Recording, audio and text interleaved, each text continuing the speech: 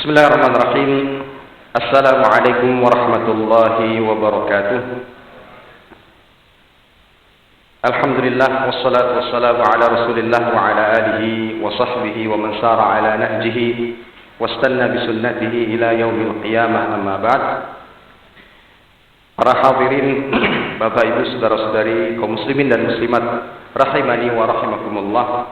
Alhamdulillah, senantiasa kita panjatkan rasa syukur kepada Allah Ta'ala atas segala limpahan nikmat dan karunia yang Allah Ta'ala berikan kepada kita, sehingga dengan izinnya kita kembali dapat duduk bersama mengkaji ayat-ayat dan hadis-hadis Nabi Sallallahu Alaihi Wasallam di Masjid Ar-Ridha yang kita cintai ini, dan semoga Allah Subhanahu Wa Ta'ala senantiasa memberikan taufik kepada kita semuanya. Amin. Salawat dan salam senantiasa kita haturkan kepada junjungan kita, yaitu Nabi Muhammad Sallallahu Alaihi Wasallam beserta kerabat beliau, para sahabat dan orang-orang yang senantiasa terus-menerus berada di jalannya sampai hari kiamat kelak. Para hadirin, Bapak Ibu, saudara-saudari yang dimuliakan Allah Subhanahu Wa Ta'ala, kembali kita melanjutkan kajian kitab Al-Arba'in An-Nawawi, 40 hadis yang ditulis oleh Imam An-Nawawi rahimahullahu ta'ala.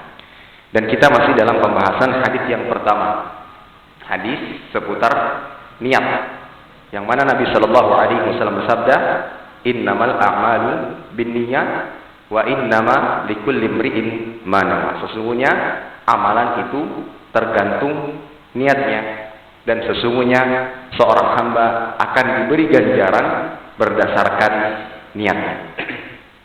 Telah dijelaskan sebelumnya makna dari hadis ini, bahwa para ulama berbeda pendapat dalam menjelaskan lafaz hadis yang pertama.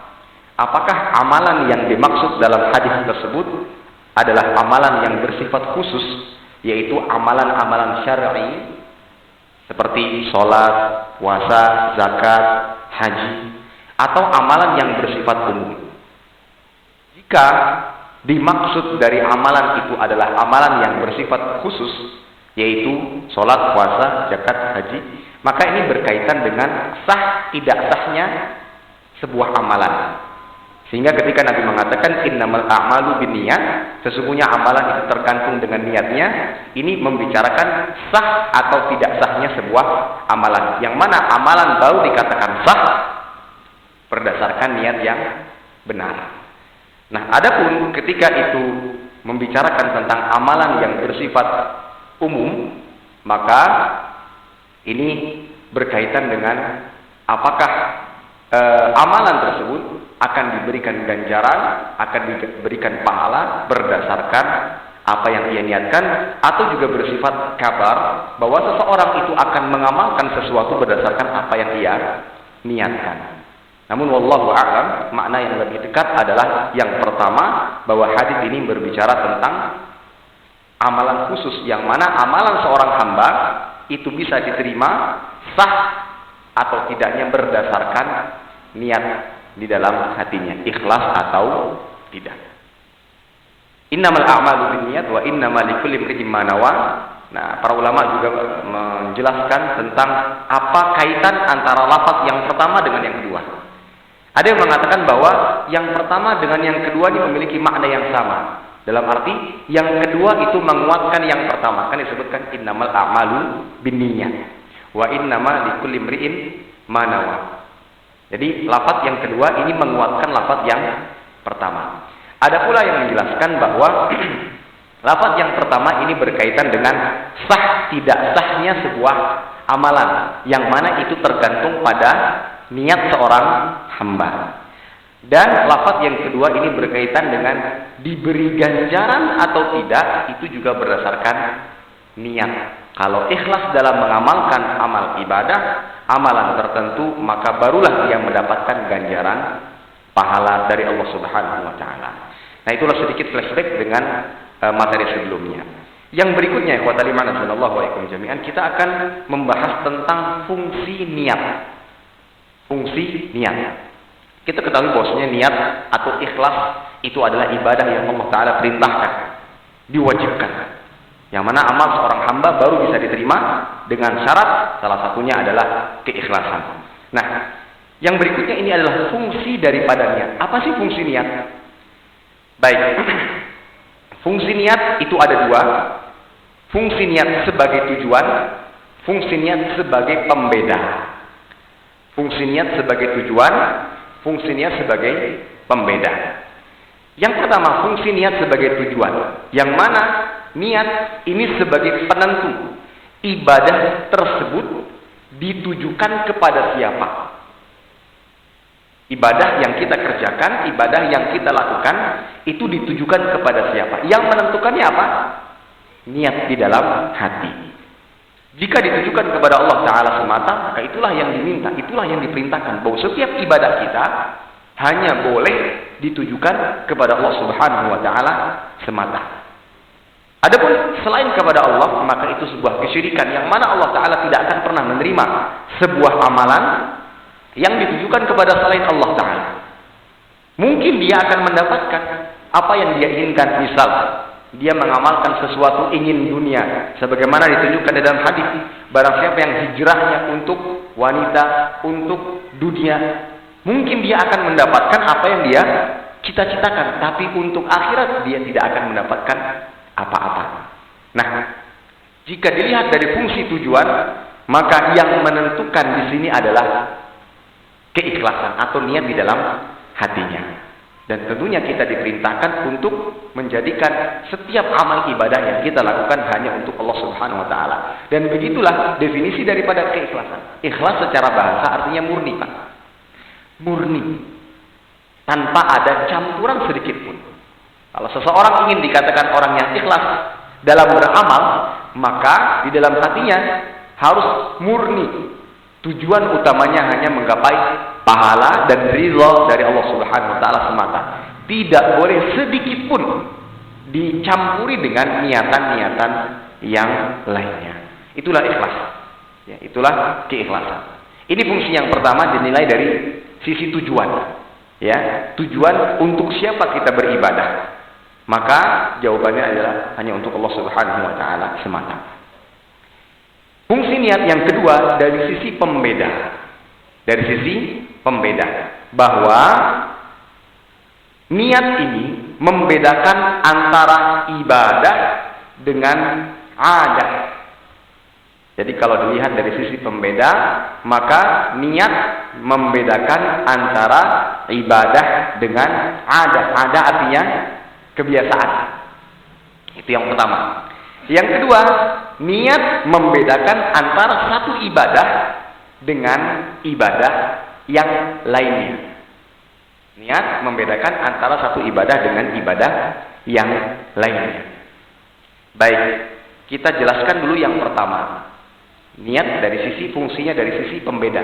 Maka dia membedakan antara satu ibadah dengan ibadah yang lainnya. Seperti contoh, mandi di pagi hari Jumat. Mandi di pagi hari Jumat. Yang membedakan apakah ini kebiasaan sehari-hari atau ibadah itu tergantung pada niatnya. Kalau seandainya tidak ada niatan dalam hatinya untuk ibadah, maka itu hanya dianggap sebagai sebuah kebiasaan belaka dan tidak diberikan ganjaran pahala. Namun kalau seandainya dia mandi pada saat itu, niat mandi besar karena mengamalkan sebuah hadis, sebagaimana ditunjukkan di dalam sebuah hadis, dan itu bagian dari yang dianjurkan. Ketika dia niatkan untuk itu, mandinya tadi diganjari sebagai sebuah ibadah dan ada pahala yang Allah Ta'ala berikan kepadanya. Nah, disinilah fungsi niat yang membedakan antara kebiasaan sehari-hari dengan ibadah. Ya. Contoh yang lain, makan dan minum. Apakah itu hanya dijadikan sebagai rutinitas dan kebiasaan belaka? Ya, kalau malam ya saya makan malam, pagi yang sarapan, siang ya makan siang, atau menjalankan firman Allah Subhanahu Wa Ta'ala, Kulu washrabu hani'an bima kuntum ta'malun. Makan dan minumlah dengan enak sebagai balasan dari apa yang telah kamu kerjakan. Kalau seandainya dia makan dan minum dalam menjalankan perintah sebagaimana yang Allah Ta'ala firmankan dalam surat Tur tadi ayat 19, dan juga diniatkan kalau seandainya saya makan, kemudian dengannya saya dapat tenaga, kemudian saya manfaatkan untuk ibadah kepada Allah Ta'ala, maka makan dan minumnya dapat pahala. Niat sebagai pembeda antara kebiasaan dengan ibadah kepada Allah Subhanahu wa Ta'ala. Ya. Nah, ini fungsi niat dari sisi pembeda. Maka dia membedakan antara kebiasaan dan ibadah. Masih dalam sisi pembeda, niat juga membedakan antara satu ibadah dengan ibadah yang lainnya. Sebagai contoh, ketika azan subuh telah dikumandangkan, maka ada salah satu di antara kita yang sholat 2 rakaat. 2 rakaat ini 2 rakaat qobliyah subuhkah atau sholat subuhnya? Nah, itu dibedakan dengan apa? Dengan niatnya. Ya, dengan niatnya. Ikhwatal iman azanallahu wa yakum jami'an. Oleh karena itu, ketika kita hendak melakukan salah satu ibadah, maka hadirkan niat. Dan niat yang dihadirkan berdasarkan fungsi. Yang pertama, mungkin dari sisi pembeda. Yang saya kerjakan saat ini, ibadahkah atau kebiasaankah? Yang saya kerjakan saat ini, ibadah sholat zuhurkah atau sholat asarkah? Ketika dia memiliki kemiripan. Nah, ini harus dihadirkan. Kemudian yang kedua, ibadah yang saya lakukan ini ditujukan untuk siapa? Untuk Allah, untuk pujian manusia, untuk dunia, ikut-ikutan saja atau dalam rangka menjalankan perintah Allah Subhanahu wa Ta'ala semata. Inilah niat yang harus dihadirkan di dalam hati setiap kita hendak melakukan sebuah ibadah. Yang mana yang dengan niat inilah yang membedakan antara amalan yang mendapatkan ganjaran pahala atau tidak.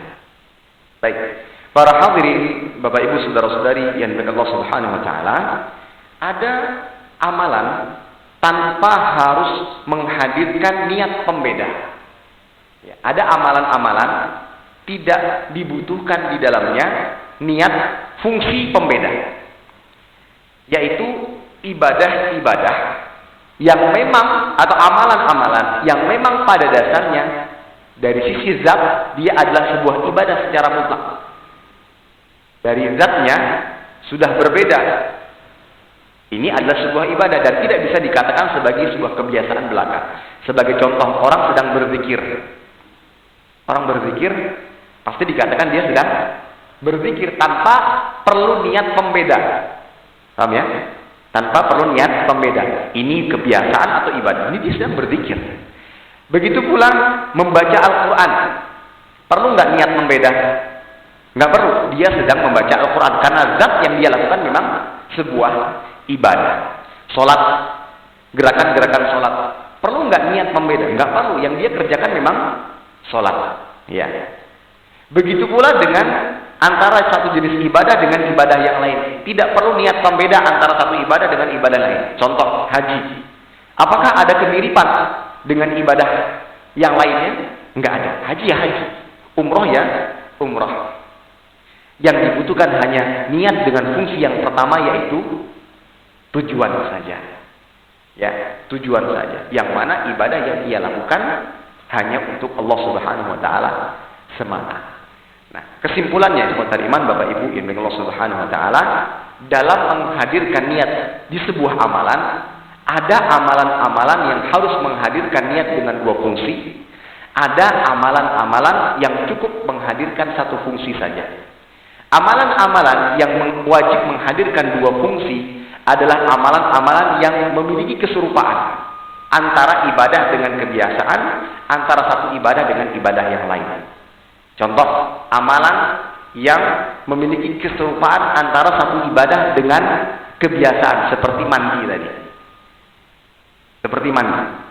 Mandi biasa dengan mandi wajib, ya sama-sama mandi. Tapi yang membedakan adalah niat. Dan jika ingin diganjari dengan pahala, dihadirkan fungsi niat tujuan. Yang mana saya lakukan ini hanya untuk Allah Subhanahu wa Ta'ala semata. ibadah yang memiliki keserupaan, yang memiliki kesamaan. Misalkan zuhur dan asar sama-sama 4 rakaat, maka yang membedakan antara ini dengan yang lainnya adalah dengan niatnya. Adapun ibadah yang tidak perlu menghadirkan niat dari fungsi pembeda, jika memang berbeda antara satu ibadah dengan ibadah yang lainnya, sebuah ibadah dengan kebiasaan. Contoh, membaca Al-Quran, itu sudah zat ibadah. Secara zatnya dia adalah sebuah ibadah. Maka tidak perlu lagi menghadirkan niat pembeda antara kebiasaan dengan ibadah. Karena yang ia lakukan di sini adalah sebuah ibadah. Cukup menghadirkan niat dari sisi fungsinya adalah tujuan. Bahwa ibadah yang ia lakukan ini ditujukan untuk siapa? Untuk Allah Ta'ala kah? Atau untuk yang lainnya. Jika ia tujukan hanya untuk Allah Ta'ala, maka barulah amal ibadah tersebut adalah amalan ibadah yang diterima dan membuahkan pahala. Sementara apabila ibadah tersebut ditujukan untuk kepada selain Allah Subhanahu Wa Ta'ala dengan tujuan dunia, mengharapkan pujian, maka ibadah yang ia lakukan tidak dinilai atau tidak mendapatkan apa-apa. Ini ikhwatal iman, azanallahu wa ikum jami'an, fungsi daripada niat. Ya, mudah-mudahan bisa dipahami berkaitan akan hal ini. Baik. Yang berikutnya adalah keutamaan daripada niat yang ikhlas. Jadi niat yang ikhlas itu Bapak Ibu sekalian memiliki keutamaan yang amat luar biasa. Ini amal ibadah hati yang memiliki keutamaan yang amat luar biasa. Yang pertama adalah niat bisa merubah kualitas ibadah. Niat itu bisa merubah kualitas ibadah. Sebagaimana yang dikatakan oleh Imam Ibnul Mubarak rahimahullah ta'ala, beliau mengatakan, rubba amalin saghirin tu'azzimuhu niyah, wa rubba amalin kabirin tusaghiruhu niyah. Betapa banyak amalan yang kecil bernilai besar karena niat, dan betapa banyak amalan yang besar menjadi kecil karena niat. Yang dia lakukan, yang dia kerjakan ini adalah amalan-amalan yang besar. Contoh ibadah haji, yang mana balasannya adalah surga Allah Subhanahu Wa Taala. Surga Allah Subhanahu. Ini amalan yang sangat besar. Tetapi bisa jadi karena niat dalam hatinya, maka amalan ibadah itu menjadi kecil, bahkan bisa menjadi ibadah yang tidak membuahkan apa-apa. Semuanya karena niat. Tapi mungkin ada amalan yang sangat kecil, yang dipandang sangat remeh oleh sebagian kita, sebagian besar kita. Tetapi ketika diniatkan untuk Allah Ta'ala, maka dia menjadi ibadah yang besar, sehingga dia mendapatkan pahala, dan bahkan bisa menjadi sebab dia masuk ke dalam surga Allah Subhanahu Wa Ta'ala. Ada dalilnya Ustaz? Ada. Jadi perkataan Imam Ibnu Mubarak tadi berdasarkan dalil. Disebutkan dalam sebuah hadis yang diriwayatkan oleh Imam Muslim. Bainama rajulun yamshi bi tariqin ishtadda 'alaihi al-'atash fawajada bi'ran fanazala fiha fashariba thumma kharaja fa idza kalbun yalhadu ya'kulu ath-thara min al-'atash. Faqala ar-rajul laqad balagha hadha al-kalb min al-'atash mithlu alladhi kana bi. Ya, mithlu alladhi kana balagha minni. فنزل البئر فملأ خفه ماء ثم أمسكه بفيه حتى رقي فسقى الكلب فشكر الله له فغفر له وفي رواية فشكر الله له فأدخله الجنة. Dikisahkan ada seseorang yang menyusuri sebuah jalan dalam keadaan haus yang sangat amat besar. Jadi sangat haus dalam keadaan safar, dalam keadaan menyusuri sebuah jalan, kemudian dia merasakan haus yang sangat besar. Dia dapati sebuah sumur, kemudian dia turun ke dalam sumur dan meminum dari air sumur tersebut. Ketika keluar sumur, dia dapati ada seekor binatang, yaitu anjing, yang sedang menjilat-jilat tanah karena kehausan. Sampai-sampai orang ini mengatakan, anjing ini sedang haus, sangat haus, sebagaimana haus yang saya rasakan. Kemudian laki-laki tadi turun kembali ke sumur, mengambil air dengan khufnya, atau kita katakan sepatunya, kemudian naik kembali, kemudian ia memberikan minum anjing tersebut dengan air yang ia ambil dari sumur. kemudian dia bersyukur kepada Allah Ta'ala mengampuninya. Dalam riwayat yang lain, dia bersyukur kepada Allah Ta'ala, kemudian Allah Ta'ala memasukkannya ke dalam surga. Para ulama menjelaskan, bukan amalannya yang dilihat di sini. Karena siapapun bisa melakukannya. Mudah, turun ke sumur, ambil airnya, berikan binatangnya. Namun yang dilihat adalah dari sisi keikhlasan niatnya. Karena biasa saja yang mungkin dia tinggalkan, dia tidak pedulikan. Lebih-lebih lagi ini adalah binatang yang tidak halal dimakan. Bahkan seseorang memilikinya di rumahnya, berkurang setiap harinya pahala 1 kirot. Bisa saja dia tinggalkan.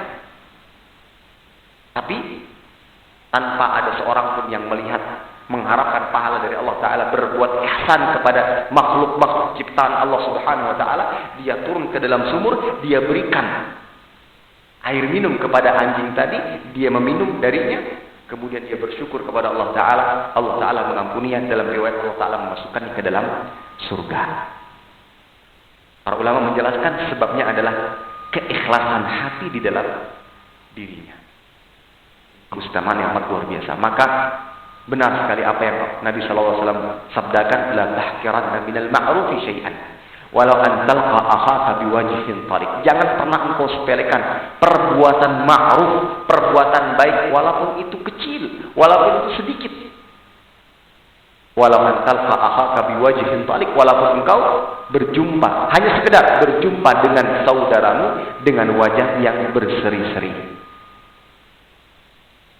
Yang ketika akan dikumandangkan keluar berangkat ke masjid, tanpa sengaja berpapasan dengan tetangga yang sama-sama ingin ke masjid. Sapa, salam, dihiasi dengan wajah yang berbinar-binar, itu adalah amal yang Allah Ta'ala janjikan pahala atasnya. Dan mungkin bisa jadi dengan sebabnya kita masuk ke dalam surga. Tidak ada yang tahu. Yang kecil bisa menjadi sebab seorang hamba masuk ke dalam surga dengan catatan keikhlasan di dalam hatinya. Sebagai contoh lain, nanti kita pulang setelah kajian, didapati ada salah satu sendal jamaah terlempar cukup jauh, mendekati parkiran motor. Dia sempatkan waktu ambil sendal tersebut, kemudian diletakkan kembali di tempatnya. Itu sangat kecil dan sangat sepele, tetapi bisa menjadi besar di sisi Allah Subhanahu Wa Taala ketika dia niatkan dengan ikhlas. Ini keistimewaan yang amat luar biasa, dan ini adalah kabar gembira bagi hamba-hamba Allah Taala yang mengharapkan surga. Makanya amalan anggota badan itu tidak sebesar amalan hati. Yang mana amalan hati ini menjadi penentu apakah amalan anggota badan itu bisa diterima oleh Allah Subhanahu Wa Taala. Di antara keutamaan yang lain dari ikhlas adalah dengan keikhlasan seorang hamba akan terhindar dari bisikan syaitan. Sebagaimana Allah Ta'ala berfirman dalam surat Shad ayat 82-83. Qala fa bi'izzatika la'ughwiyannahum ajma'in. Iblis mengatakan, demi kekuasaan engkau, aku akan sesatkan mereka semuanya. Iblis bersumpah di hadapan Allah Ta'ala akan menyesatkan seluruh manusia. Illa ibadaka minhumul mukhlasin, kecuali hamba-hambamu yang ikhlas. Jadi dengan keikhlasan hati, maka seorang hamba akan terhindar dari bisikan syaitan yang senantiasa menyeret hamba kepada perbuatan-perbuatan dosa dan maksiat.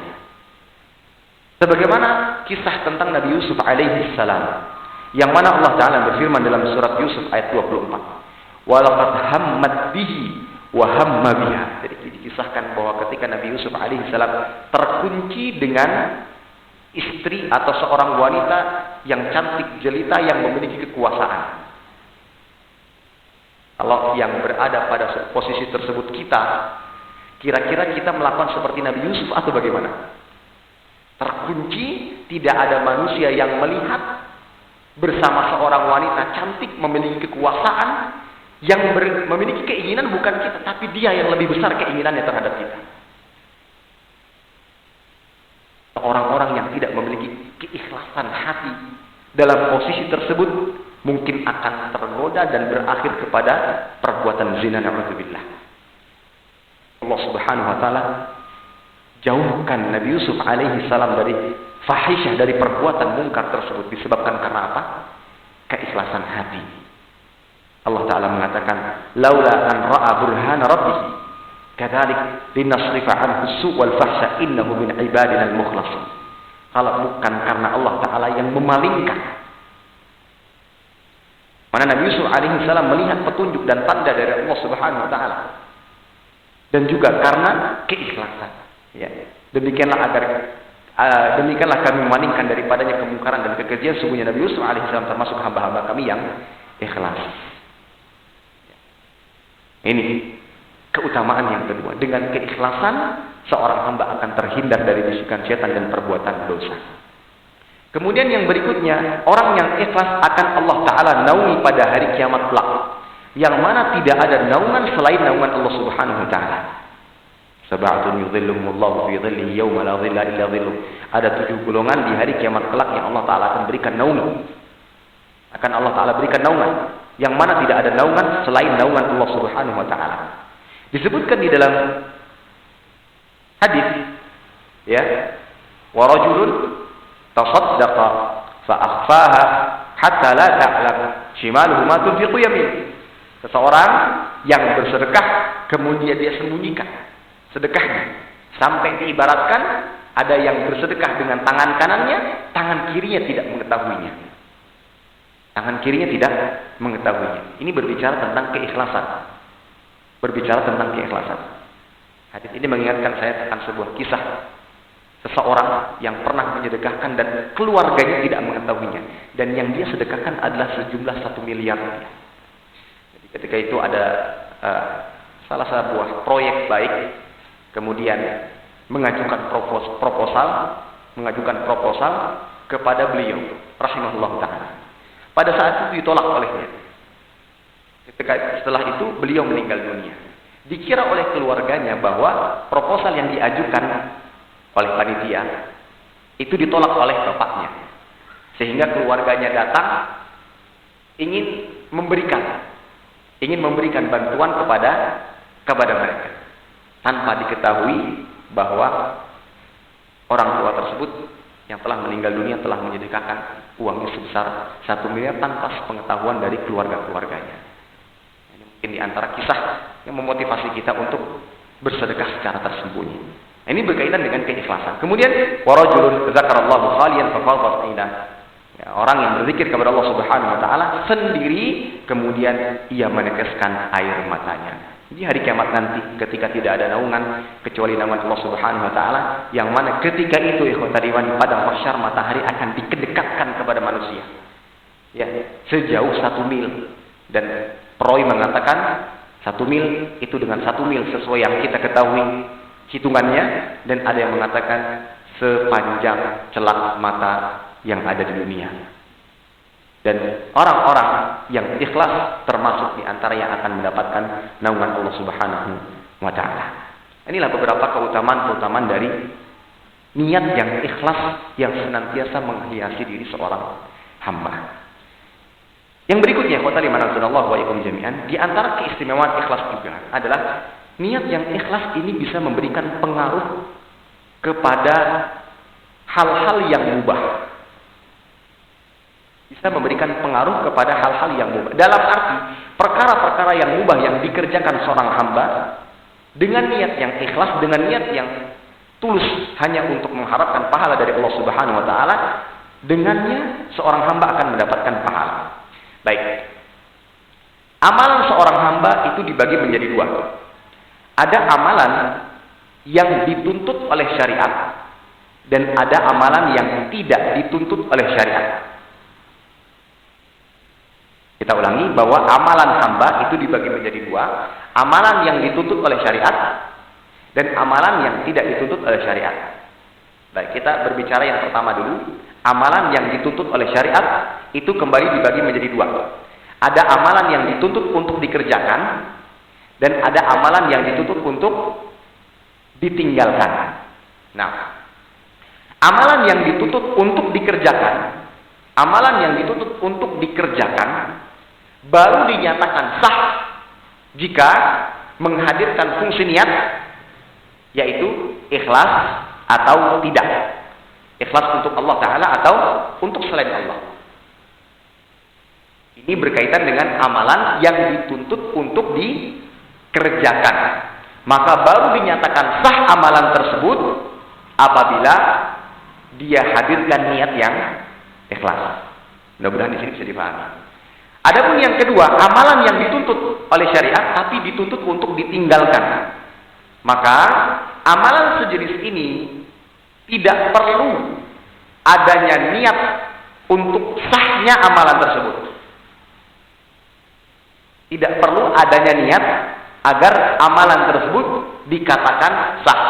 Karena memang fitrah manusia yang lurus senantiasa benci melakukan perbuatan buruk dan perbuatan yang dimurkai Allah Subhanahu seperti kemaksiatan, dosa-dosa.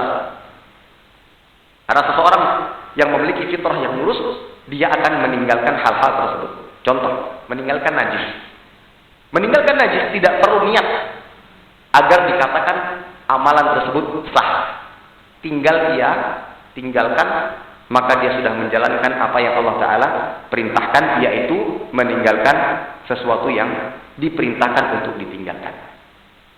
Baik, itu amalan yang dituntut oleh syariat dibagi menjadi dua.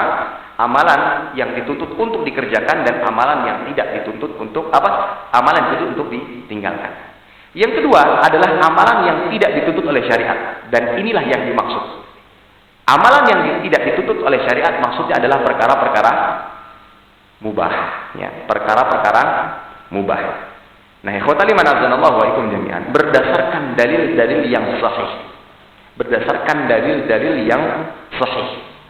Amalan-amalan yang mubah yang tidak dituntut oleh syariat, selama dia adalah perkara yang mubah, yang tidak diharamkan, maka bisa berubah menjadi ibadah dengan niat-niat yang saleh.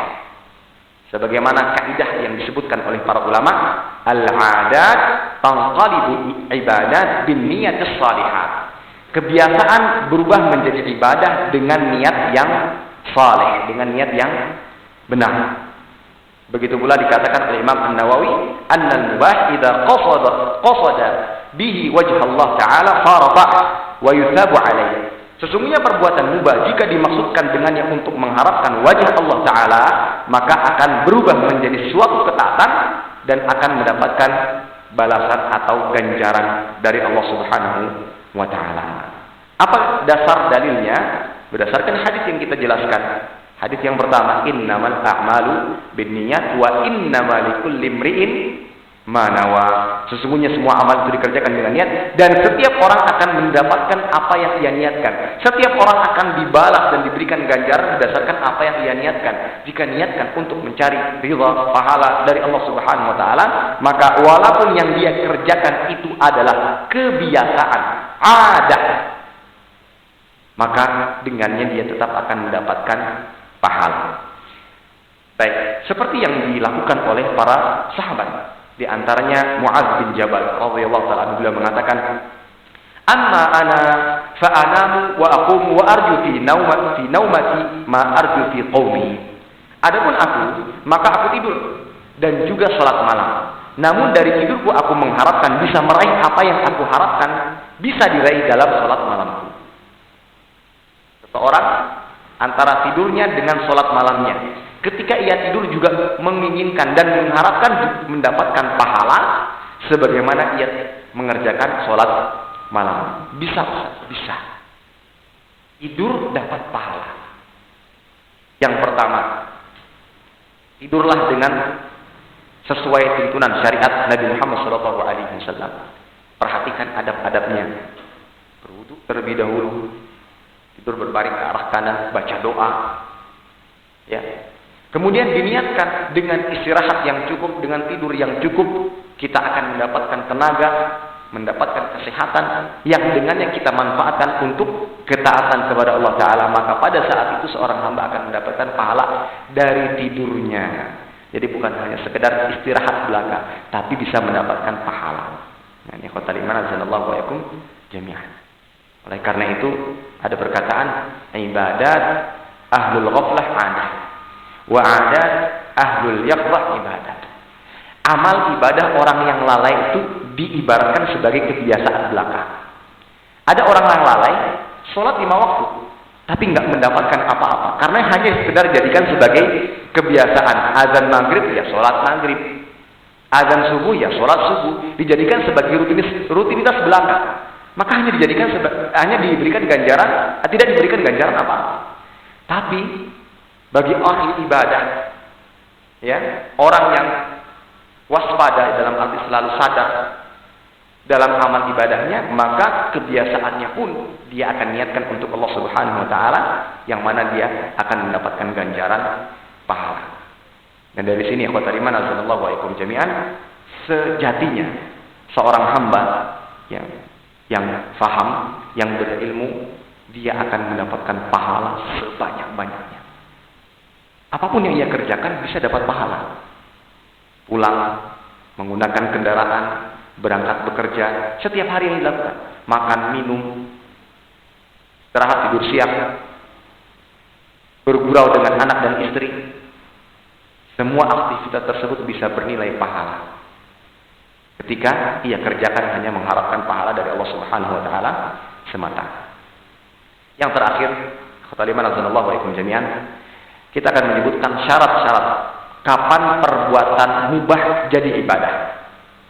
Yang pertama, tidak menjadikan zatnya sebagai ibadah. Oh, Ustaz, kalau gitu tidur bisa jadi ibadah zatnya? Enggak, dia tidur, dia kebiasaan. Jadi nggak boleh kita katakan tidur sebagai jenis ibadah, nggak bisa disamakan dengan sholat, puasa, zakat, haji. Dia kebiasaan, tapi dengan niat yang tepat, niat yang benar, maka tidur bisa didapatkan darinya pahala. Itu maksudnya. Tidak boleh kita niatkan atau kita jadikan tidur tersebut sebagai ibadah. Itu syarat yang pertama. Yang kedua, perkara-perkara yang mubah dijadikan sebagai sarana untuk ibadah, baru bisa dapat pahala. Seperti tidurnya dia jadikan sarana untuk ibadah. Dengan tidur, dengan istirahat yang cukup, dapat tenaga, dapat kekuatan yang dengannya dia bisa ibadah. Jadi syarat yang kedua, menjadikan perkara-perkara yang mubah sebagai sarana untuk ibadah dan bukan sebagai tujuan, dan bukan dijadikan sebagai zat untuk ibadah, tidak dijadikan sebagai zat ibadah, tapi hanya sebagai wasilah. Contoh, handphone. Di era sekarang, di zaman sekarang semua punya. Semua punya. Bahkan anak SD pun sudah minta handphone. Kan? Sudah minta handphone. Semua punya. Ini kan kebutuhan ada, tapi bisa bernilai ibadah ketika dijadikan sarana, dijadikan sebagai sarana untuk ibadah kepada Allah Subhanahu wa taala. Di sana ada aplikasi Al-Qur'an, dijadikan sebagai sarana untuk membaca Al-Qur'an. Ya, bisa mendengarkan kajian-kajian melalui YouTube yang ada di dalam handphonenya. Bisa digunakan untuk mencatat, bisa digunakan untuk menyambung silaturahim dan yang semisalnya. Jadi ini perkara yang mubah ketika dijadikan sarana untuk ibadah, maka dia akan membuahkan pahala. Kemudian yang ketiga, ya, termasuk yang terpenting, sesuatu tersebut adalah sesuatu yang dihalalkan agama. Maksudnya tidak ada yang mengharamkannya. Hukum kaidah berbunyi al-aslu fil adat al-ibahah. Ya, hukum asal dalam sesuatu fil asya, al-aslu fil asya al-ibahah. Hukum asal dalam segala sesuatu itu adalah boleh hukumnya. Walladzi Allah Subhanahu wa taala menciptakan langit dan bumi untuk kita semuanya. Jadi segala sesuatu yang kita temukan, siapapun yang membuatnya, orang kafir kah, orang muslim, siapapun yang membuatnya, hukum asalnya adalah boleh. Selama tidak ada dalil yang mengharamkannya. Kalau ada dalil mengharamkannya, maka tidak boleh.